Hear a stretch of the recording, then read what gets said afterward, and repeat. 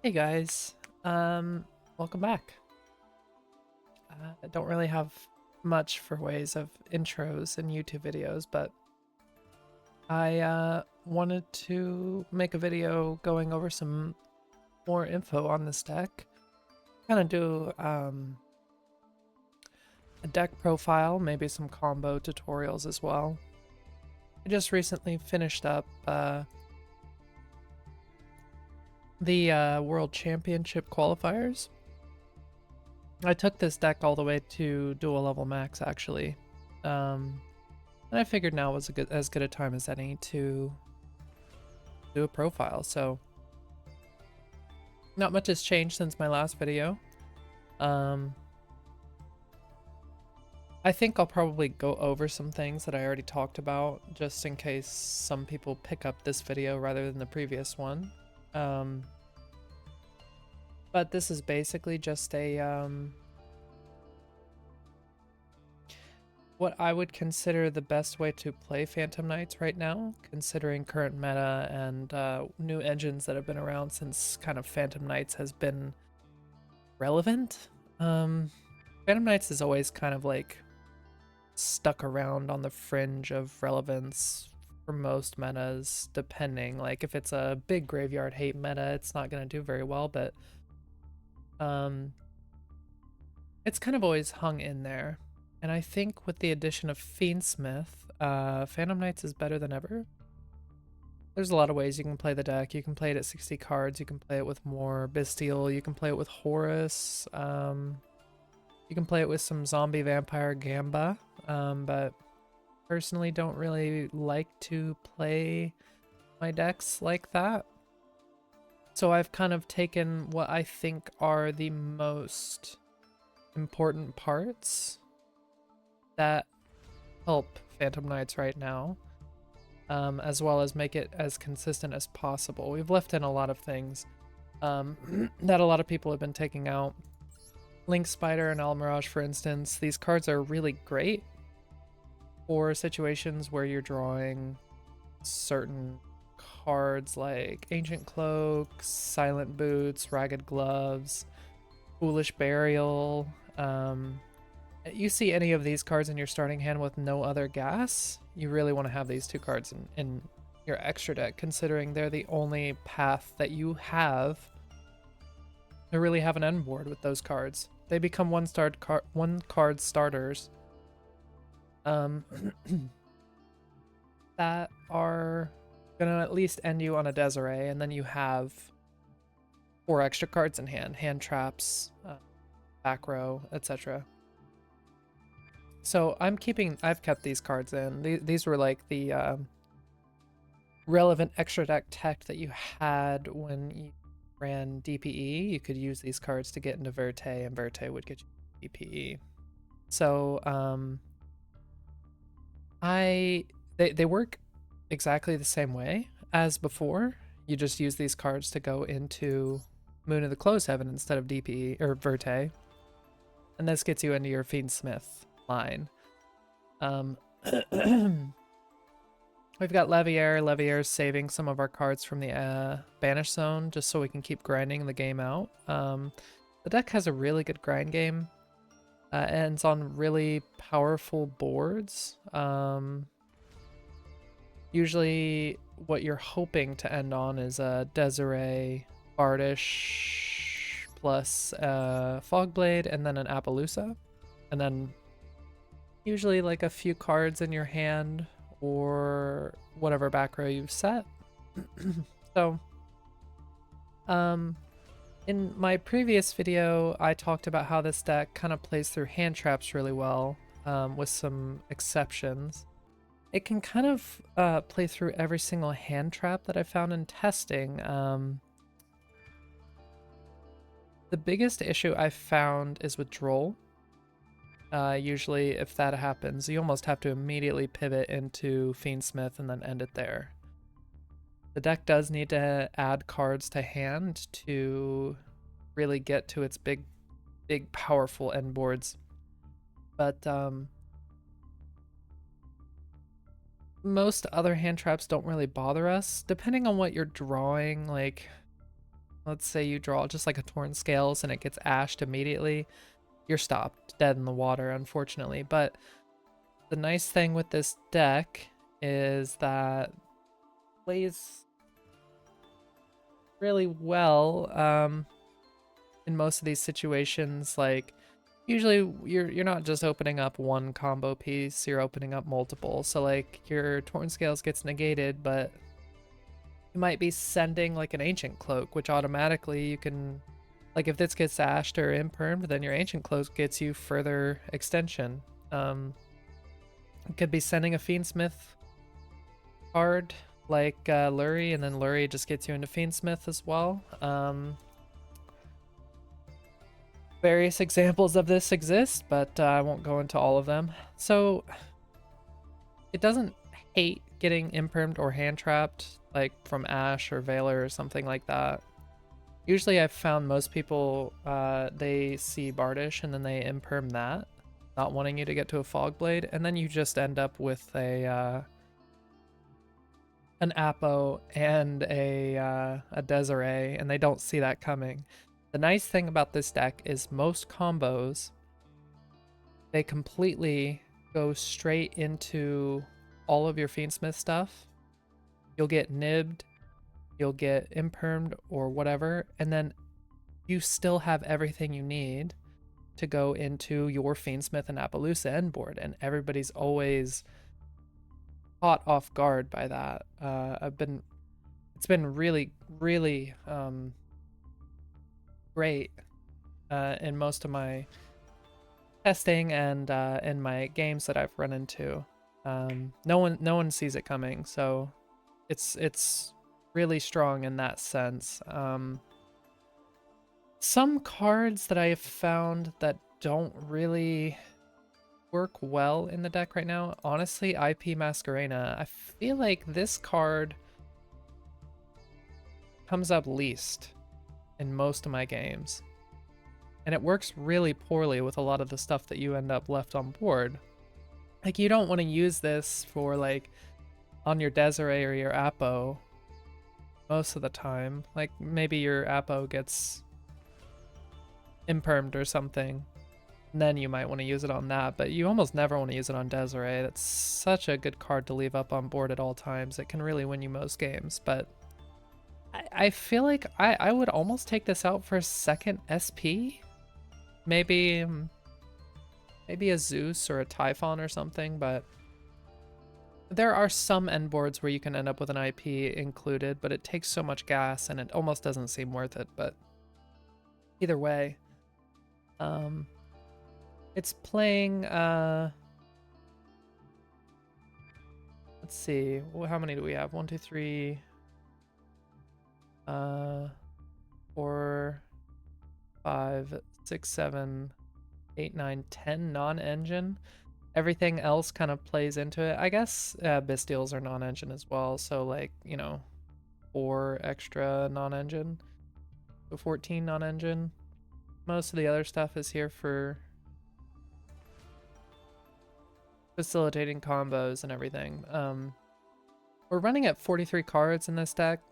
You might be wondering why, but there are 3 notable Garnets in the deck, unfortunately. Both Burning Abyss cards you don't want to see in your hand, and Takatomborg you don't want to see in your hand. It's not the end of the world if you see any of these cards in your starting hand, luckily. They're not like hard Garnets, like... Sorry. They're not super horrible to see in your hand. They don't ruin anything. They just kind of make it a little awkward. If you see either of the Burning Abyss cards in your hand, you have to have a Torn Scales on board. You have to have gone through all of your Cherubini interactions, and then you need to use the Torn Scales' effect so it can't have activated its effect yet, to send them to get their effects to activate. So usually it requires extra gas. So let's say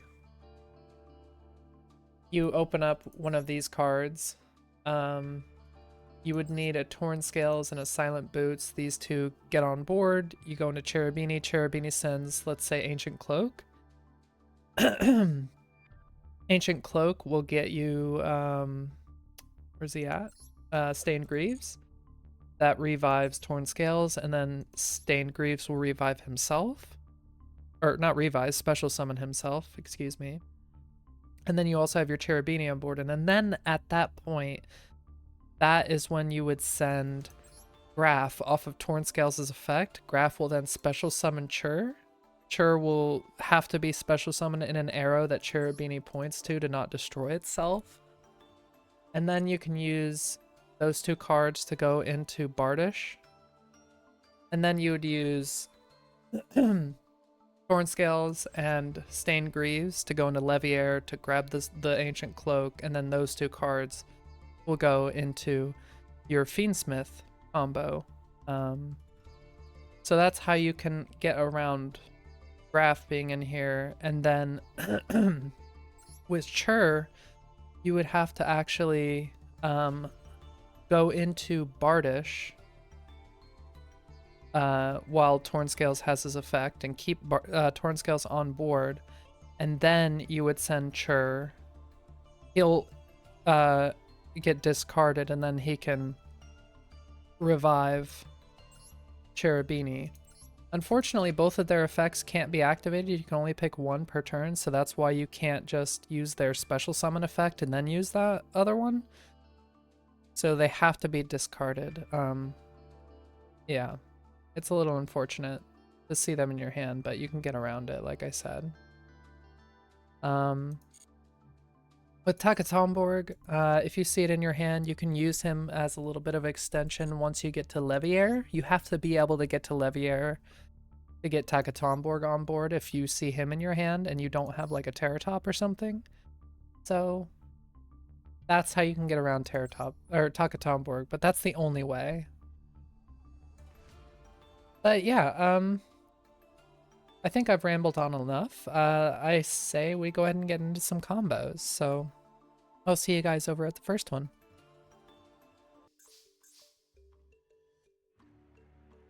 All right, perfect. So for this first combo, I think this is the best one to start off with. This is going to be for if you open up Reinforcement of the Army, or if you open up just a Torn Scales. These are your two best cards to see. So we're going to ignore all the other cards in our hand. We can imagine that these are all like a Nibiru or something. And we'll go ahead and start this off. We'll use Reinforcement of the Army. He's going to get us our Torn Scales. And this is our best card in the deck, hands down. It's going to get us our strongest end board for 1 card cost. And depending on what you have in your hand, like I said, we're going to pretend these are all Nibirus. He can get through some hand traps himself, but if you're running with all like kind of non-engine dead cards in your hand, like back rows and hand traps, and he gets like ashed or impermed here, it will stop you in your tracks, but you have 4 interactions in hand traps and back row still going into next turn, so it's not the end of the world. But we'll go ahead and start this off by normal summoning Torn Scales, and we're just going to go ahead and discard the Terrortop because we're pretending he's not here. So you use his effect to discard a card, and depending on what you have in your hand, maybe there's better cards to discard. Like you could discard a Fog Blade. This can be used as some extra extension or tech into the next turn, but we'll ignore that. Once you send him, he can send any Phantom Knights card to the graveyard. And usually in these situations, you're almost always going to send Ancient Cloak off of his effect. The only times you might not do this is if Ancient Cloak was in your hand and you discarded him for his activated effect. But in this scenario, we're sending Ancient Cloak. Ancient Cloak, we're going to use its graveyard effect to grab us a Silent Boots. I apologize, by the way, I'm still a little under the weather while I record this, so there's going to be some pausing and like maybe some coughs here and there, but Either way, now that we've got Silent Boots is able to special summon itself from your hand if you control any Phantom Knights monster.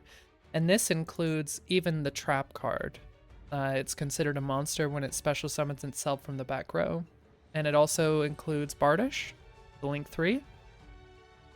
Any Phantom Knights card is on board, you can special summon Silent Boots. With these two cards, we have 2 level 3s. So now we can go into Cherubini. It requires 2 level 3 monsters. So we're going to go into that. And Cherubini, surprisingly enough, in a lot of my games, I've noticed a lot of people like to hand trap this. So this could potentially burn a hand trap from your opponent. Not really relevant, but sometimes your opponents are very silly and they do really poor decisions because hand trapping Cherubini is worthless because he sends for cost. So even if you get impermed, you can still use his effect. He's gonna send Graph. Graph has an effect that when it's sent to the graveyard, it can special summon a Burning Abyss card from your deck, and that's gonna get us Chur. What I recommend is if you're playing this deck, every time you special summon either one of these guys, or normal summon them or anything like that, make sure that Cherubini's arrow is pointing to them. Because if you have other cards that aren't Burning Abyss cards on the board, they will destroy themselves. And the only way to stop that is if they're being pointed to by Cherubini. Monsters this card points to cannot be destroyed by card effects, and that includes their own, so keep that in mind. These 2 bodies are going to go into Rusty Bardish. And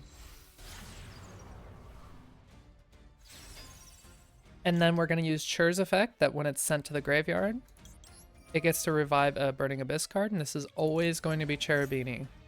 You never want to revive any of the others. It's always Cherubini. At this point, this is a point in time where a lot of hand traps will come out. Usually they're going to imperm the Bardish, or they're going to Nibiru you at this point. I don't know why that is. Usually they can wait out like graveyard effects and stuff from your other Phantom Knights cards, but they never do. So if you do get Nibiru'd here, it's actually not the end of the world. You can play through that. I could show that to you somehow, but we'll get to it later. Anyway, now that we've got him on board, what we're going to do is we're going to send Ragged Gloves. Ragged Gloves goes to graveyard, and then that lets us set a Fogblade onto the back row. So at this point, what we could do is just send Phantom Knights for its back row to special summon itself, and then once it's banished, Torn Scales revives itself, and then we can use those cards to go into our Fiendsmith combo and get a 2-mat Appaloosa. But instead of doing that, what we can do is, because we sent Ragged Gloves, this card banishes itself to send a card to the graveyard, any Phantom Knights card to the graveyard. So we could bury a Wing here. This triggers Torn Scales' effect. Torn Scales comes back, and then we can use Wing to revive the Silent Boots.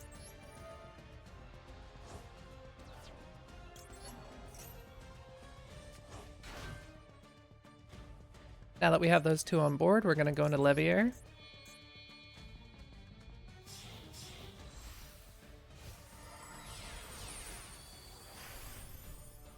Okay.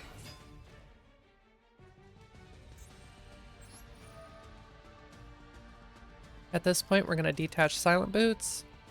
Levier is going to grab Ancient Cloak from the Banish Zone. We use Ancient Cloak's effect on Bardish, boosts him to 2900. And then from here, we can go into Fiendsmith combo.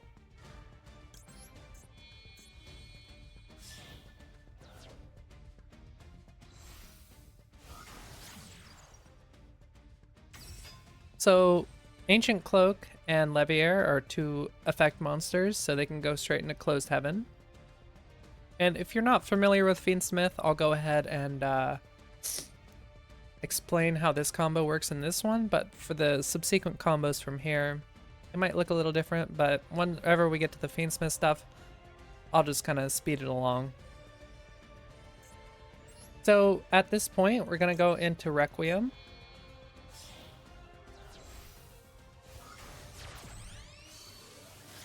Requiem requires one light fiend monster, which is exactly what Closed Heaven is. And then we can just activate Fiendsmith Requiem's effect. He sends himself to the graveyard to special summon a Fiendsmith combo or Fiendsmith card from our deck. We want to be summoning Lacrima here. Lacrima's summon effect is going to send an Engraver. And then Engraver is going to activate in our graveyard to return our Closed Heaven to the extra deck to special summon itself.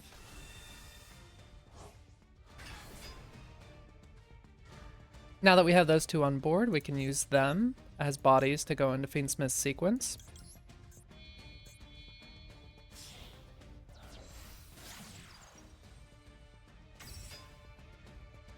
Now we can activate Sequence to special summon out Desiree, and we're going to use all of our Fiendsmith cards that are left in the graveyard to do this.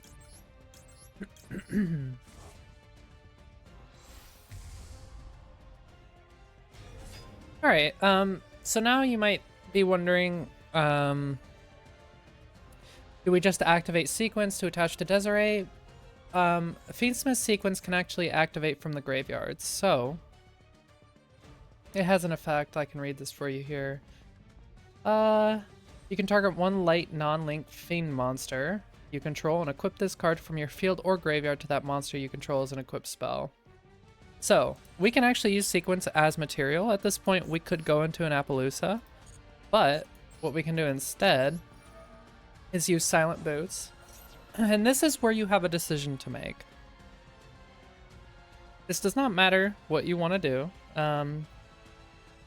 In most situations, I like to just go for the 3-mat Appaloosa, which you can get this card, Shade Brigandine, off of Silent Boots' effect, which lets it special summon itself as long as there are no traps in the graveyard. So you need to make sure you have none in your graveyard when you use it. You set it, special summon it, and then you can use it as an extra body for Appo. That gets you 3 negates off of Appo. Or you can just get another Fogblade set. It might be better to just do Fogblade in most situations, but I find that in the current meta, a lot of effects aren't activating on board. It really just depends what your preference is. Fogblade can protect your cards because it stops that monster from attacking as well. So your Appo is never really in danger of getting swung over. But I digress. We'll just go ahead and grab the Shade Brigandine so I can show it off. I've already got another Fogblade in hand anyway. But you set it, it special summons itself out, and then you can get a 3-mat Appo.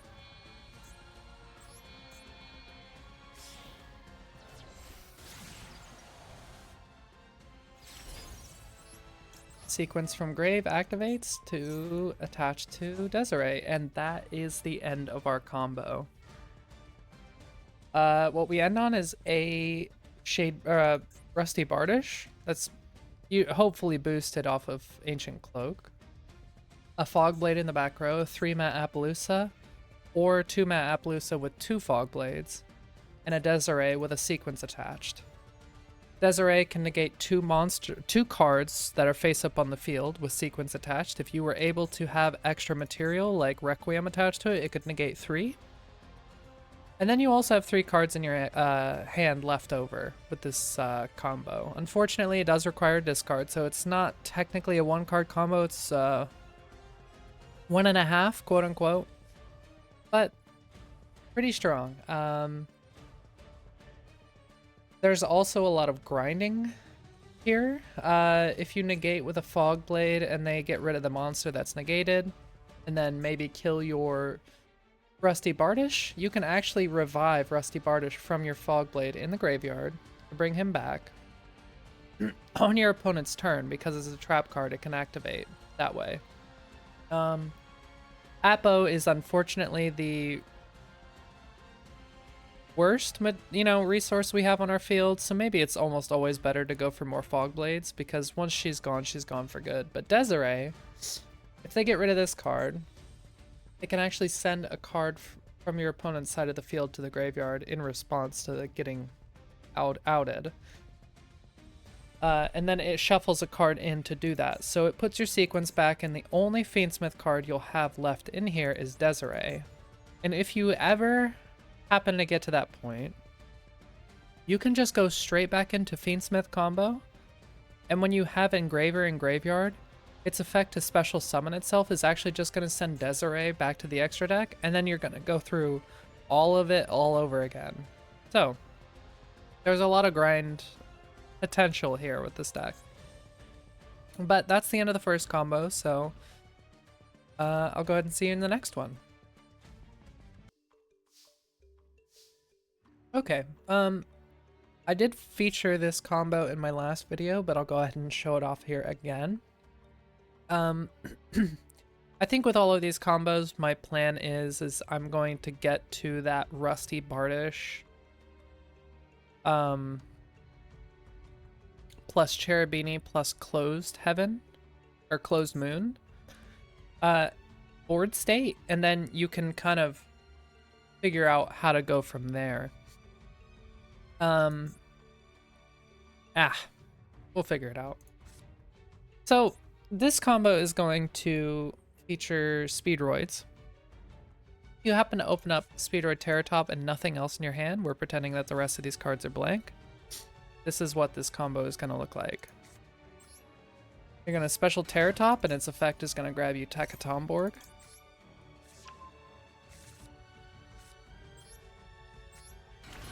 Takatomborg can special summon itself due to the effect of you controlling a wind monster. And then these two cards are going to go right into Cherubini. Most of these combos are going to look similar, so don't hold your breath. Cherubini is going to send its Burning Abyss cards. Always going to send Graph. Graph special summons Chur. They're going to go into Bardish.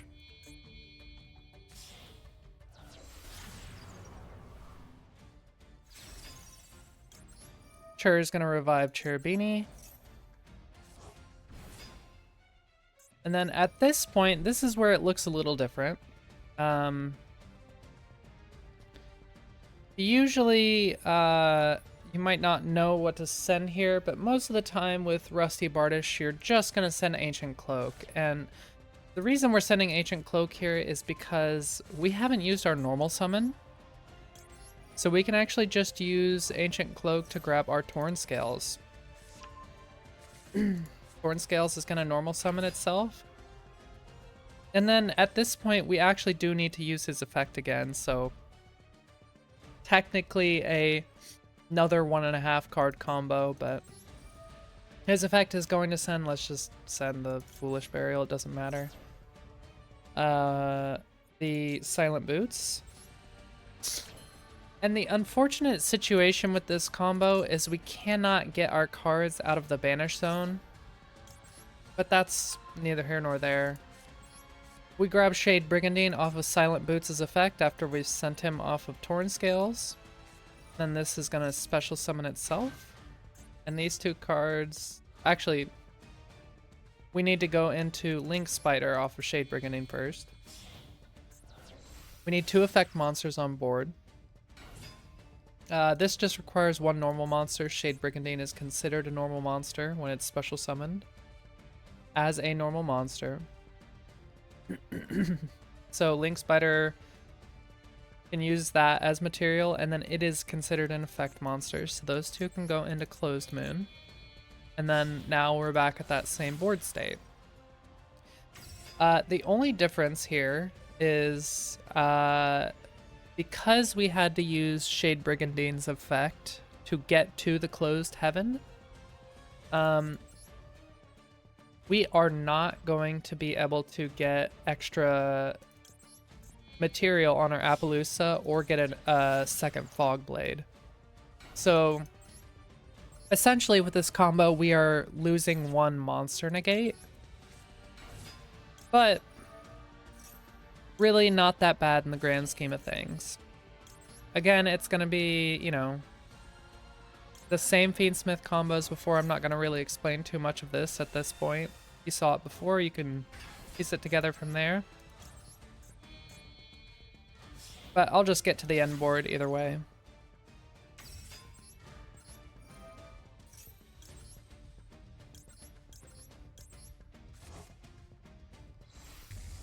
And now you're at this point. We're just going to use these two monsters to go into Appo.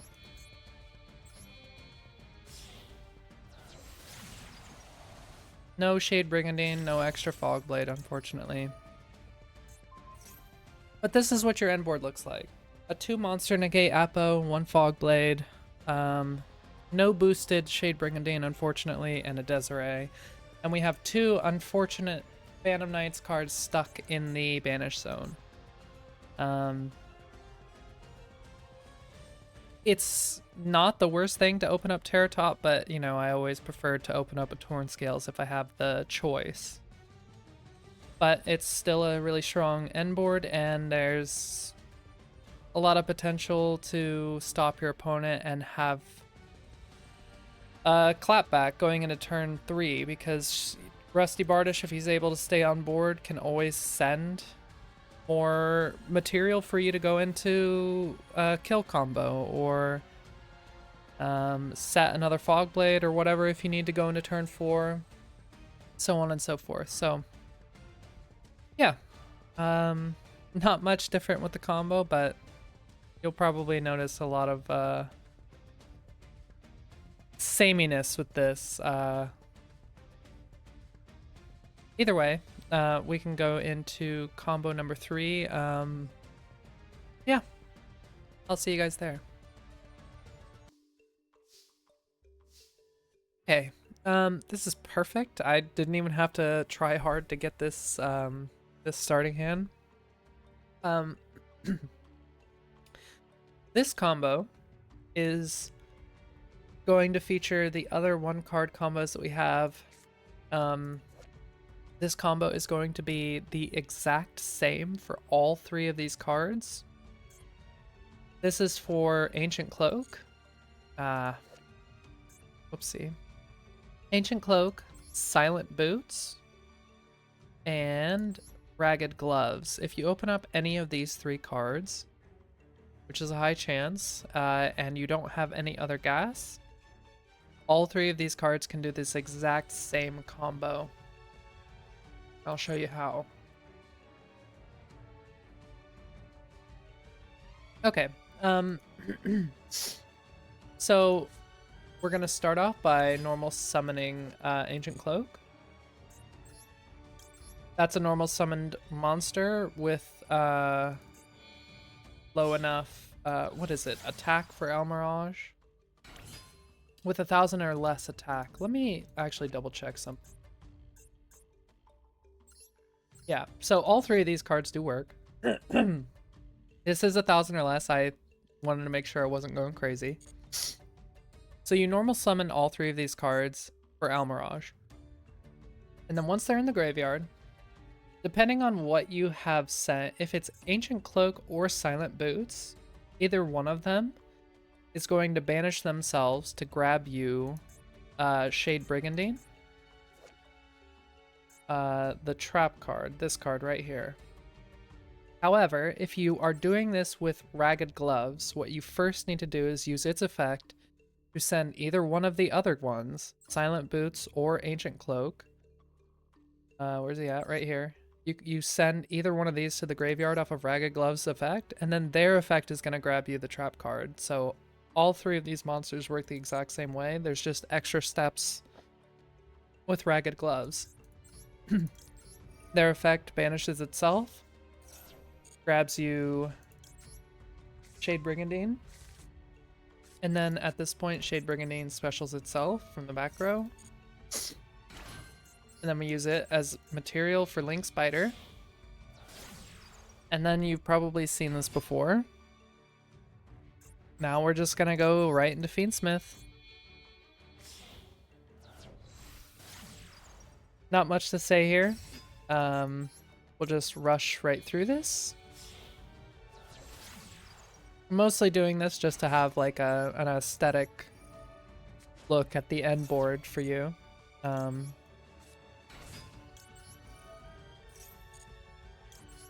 But nothing really changes with the Fiendsmith line. You're almost always doing the same exact stuff.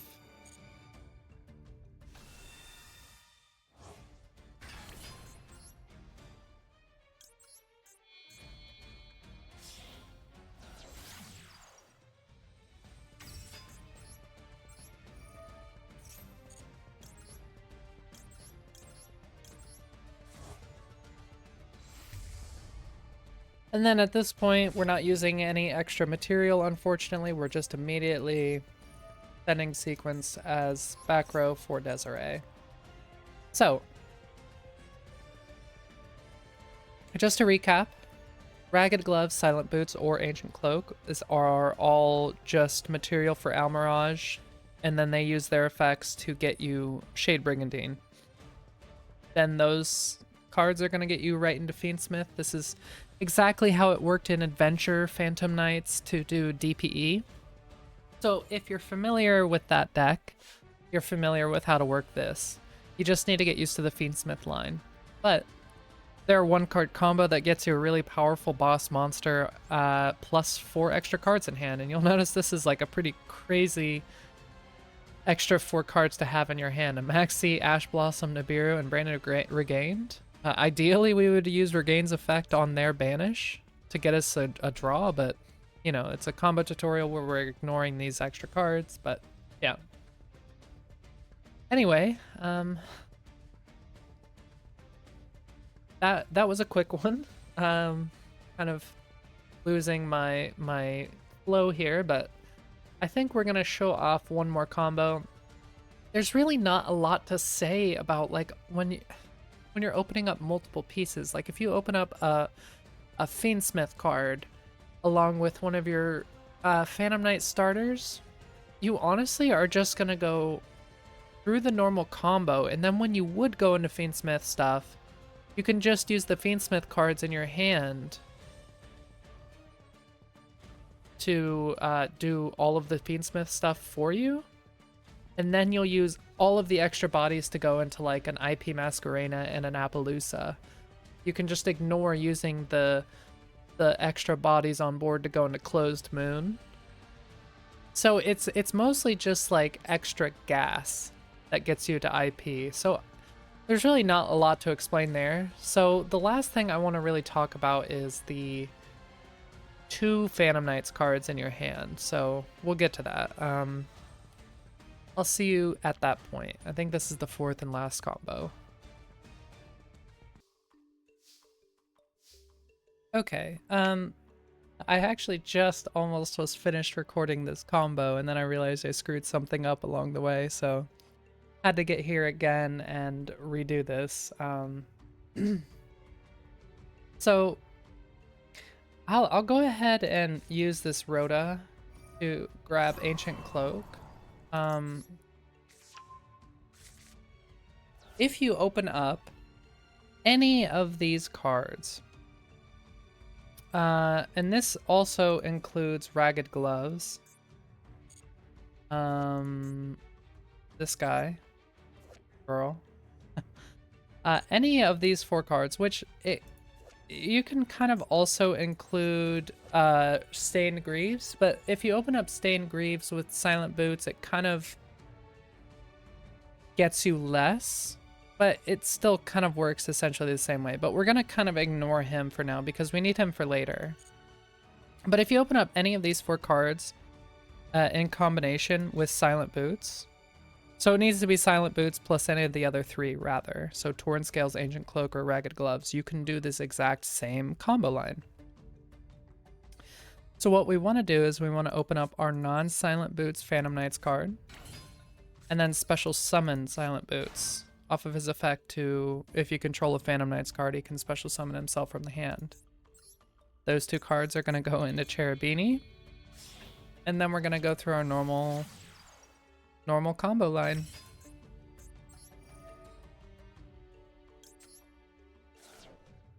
He sends Graph. Graph is going to special summon Chur. And then they are going to go into Rusty Bardish. And this is where this combo kind of differs depending on who you opened up with Silent Boots. If you open up Ragged Gloves with Silent Boots, you need to correct the graveyard a little bit. Ragged Gloves is going to put Ancient Cloak or Torn Scales into the graveyard, and then Rusty Bardish is going to send the other one that you need, so Torn Scales or Ancient Cloak, basically. I don't have Ragged Gloves here, so we can kind of ignore that, but with the combo that we opened up, we had Silent Boots and Ancient Cloak, so what piece we're missing right now is Torn Scales. So Rusty Bardish is going to send a Torn Scales, set a Fogblade in the back row, and then at this point, we continue our combo by banishing Ancient Cloak to grab us Stained Greaves. This is where he comes into play. So we're adding Stained Greaves into hand, and then this is where Torn Scales revives itself, which then triggers Stained Greaves' effect. If a Phantom Knights monster is special summoned to your field, you can special summon this card from your hand. Then you can increase the level of this card by 1. That's not mandatory. So in this instance, we do not want to change his level because we need to go into a Leviair the Sea Dragon. 2 level 3s on board, and we need to save our Ancient Cloak from the banish zone. Activate Leviair. Doesn't matter who you detach here. We grab Ancient Cloak in attack position, use its effect to boost the Rusty Bardish, and then you've seen this before. We're gonna do the normal thing and go into our Fiendsmith line.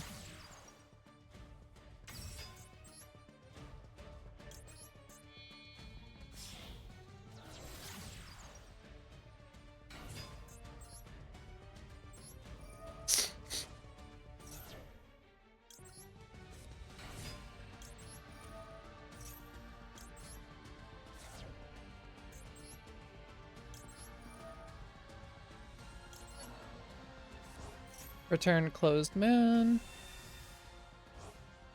2 Fiendsmith cards on board. Fiendsmith Sequence.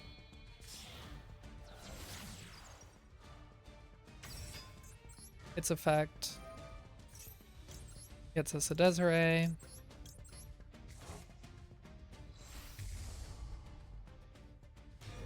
And then again, we've gotten to this point. We can make our decision with Silent Boots in the graveyard. This time I'll go ahead and grab a Fogblade, just because I didn't before. But we could do the same thing as before. We can grab the Shade Brigandine and use it as extra material for Apo, but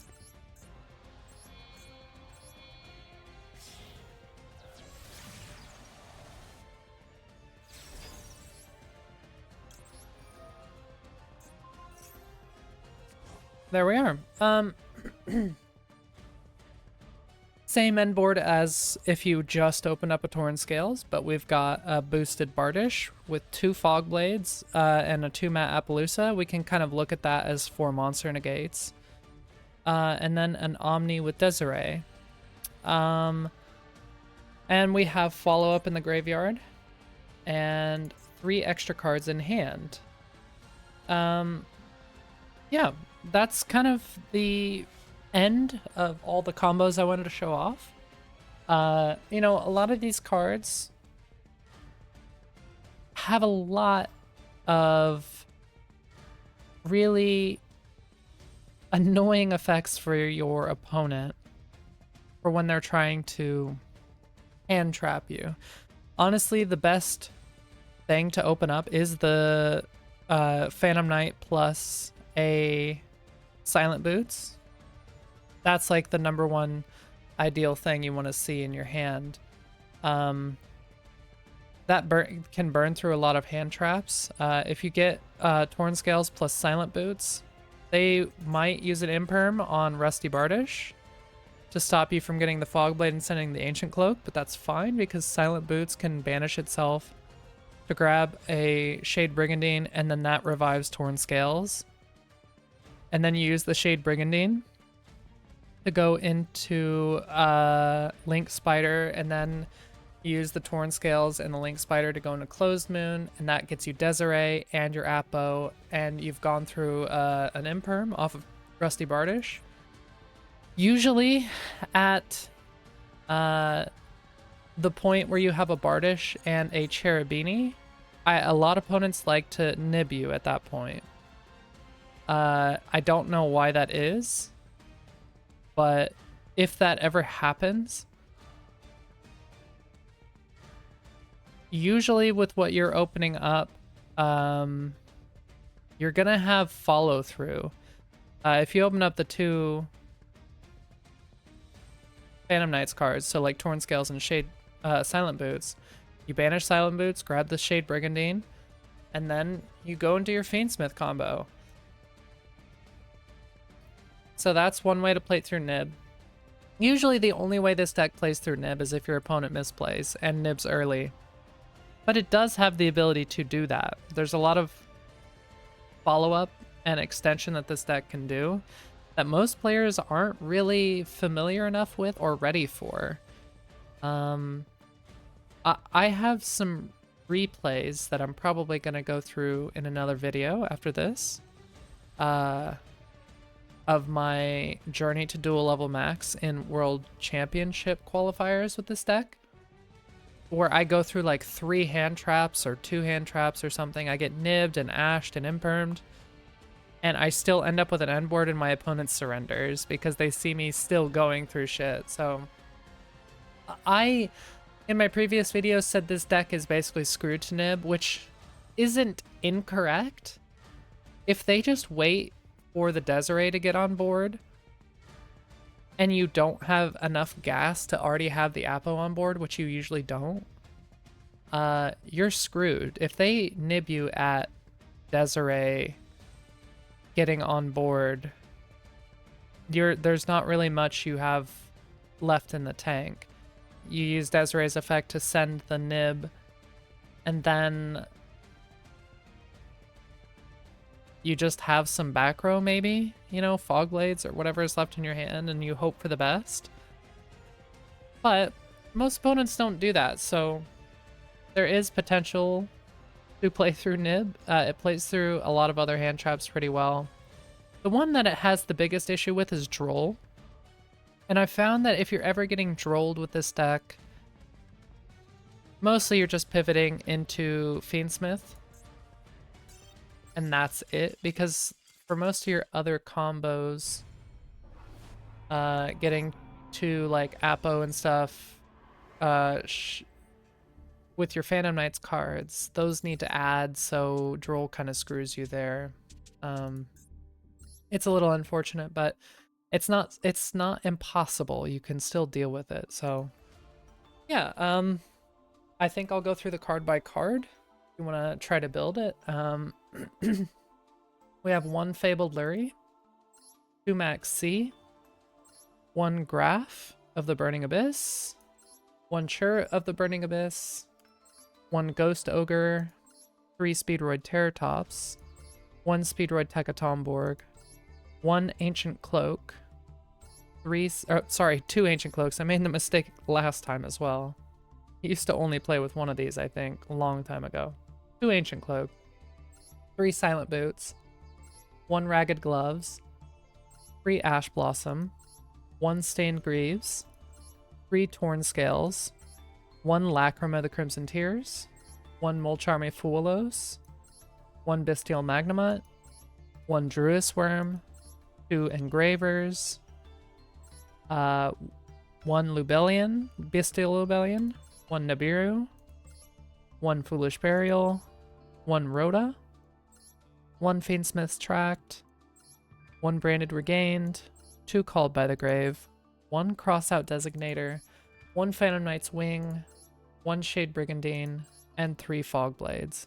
For the extra deck, we have Fiendsmith's Desiree, 1 Levier the Sea Dragon, 1 Phantom Knight's a Break Sword, 1 Raider's Knight, 1 Arc Rebellion Xyz Dragon, 1 Link Spider, 1 Salamangreat Almirage, 1 Fiendsmith's Requiem, 1 Cherubini Ebon Angel of the Burning Abyss, 1 IP Masquerena, 1 SP Little Knight, 1 Moon of the Closed Heaven, 1 Fiendsmith Sequence, 1 Rusty Bardish, and 1 Appaloosa. So, I guess some closing thoughts I wanted to bring up. I didn't mention a combo with Foolish Burial. This is also a 1-card starter, technically. But the way that this combo works is Foolish Burial is going to send your Ancient Cloak. That is the only card you ever want to send with Foolish Burial, if that's the only card you open up. Because Ancient Cloak is going to banish itself to grab... you actually don't want to grab Torn Scales here, because usually what you would do is use Torn Scales to send Ancient Cloak to get you a Silent Boots to get you 2 bodies on board, but you can't do that anymore because you've already used Ancient Cloak's effect. So you don't want to grab Torn Scales, you actually want to grab Silent Boots. Did I maybe say that wrong? I meant to say Foolish Burial sends Ancient Cloak banishes to grab Silent Boots. I think I said Silent Boots 2 times there, but I'm not sure. And then Silent Boots, oh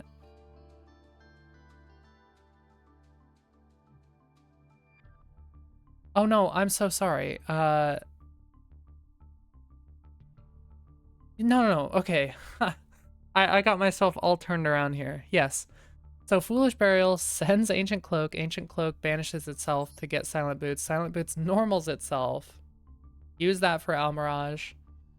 Banish Silent Boots to get you Shade Brigandine specials for Link Spider. And then you go into Fiendsmith combo. I kind of confused myself trying to conceptualize that in my mind, but I apologize. But that's what you would do with Foolish Burial. You don't want to be sending Torn Scales. It doesn't really do anything for you. You don't want to get Torn Scales off of Ancient Cloak's effect. I mean, you technically could, but... Well, actually... Now that I think about it, I might be doing this all wrong. Maybe it is better to go into Torn Scales off of Ancient Cloak, because Torn Scales uses its effect to send Silent Boots. Use his normal... to go into Almirage, then you banish Silent Boots. That revives Torn Scales.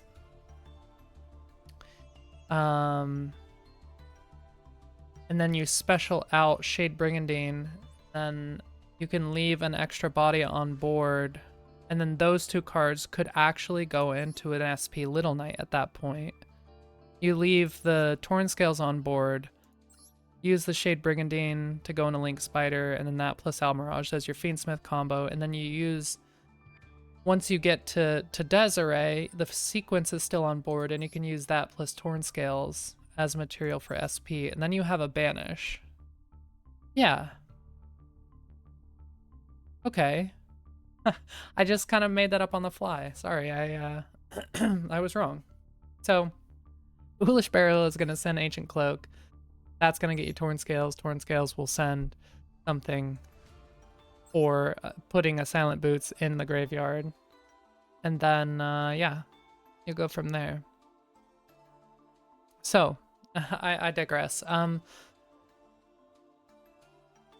A lot of the Bestials aren't featured in this video, mostly because they're just kind of like tech. They're hand traps and then ways to get into Regained.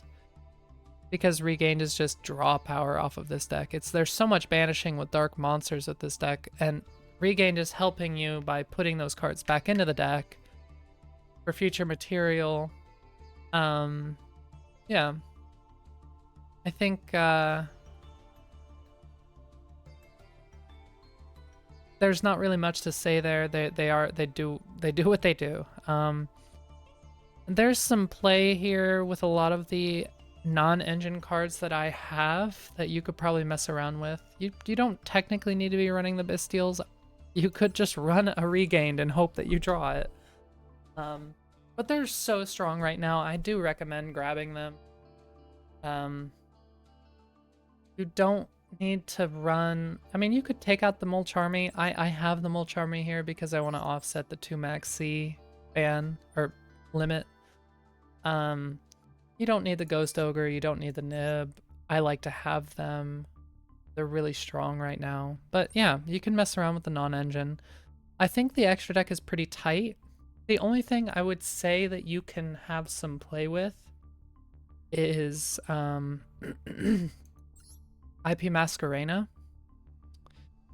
I don't really have a lot of situations where this card comes up. I think because it needs 2 non-link monsters, and most of the time the extra materials that you have on board are link monsters.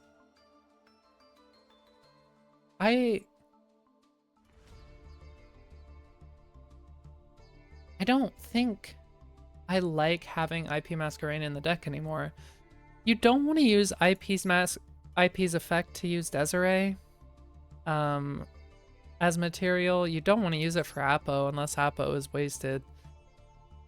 I don't know. It's kind of a weird situation. I think with some grind game in mind, it might actually just be better to have like a Zeus or like a second SP. I'm on the fence, but the IP is like the least important card in the extra deck. Almost all of the others are pretty